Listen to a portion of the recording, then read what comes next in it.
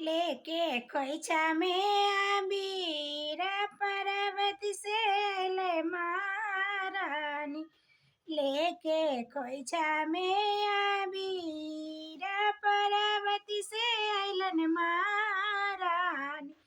लेके खोइछा में आबिर लेके खोइछा में आबिर पर्वत से अइले महारानी।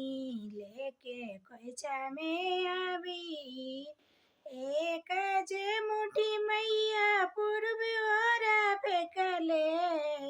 एक जे मुठी मैया पूर्व ओर फेंकले। सूरज बाबा भले लाल लाल हो। ए हो सूरज बाबा भले लाल लाल। पर्वती से अइले महारानी।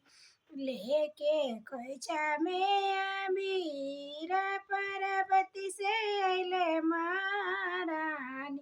लेके खोइछा में आबिर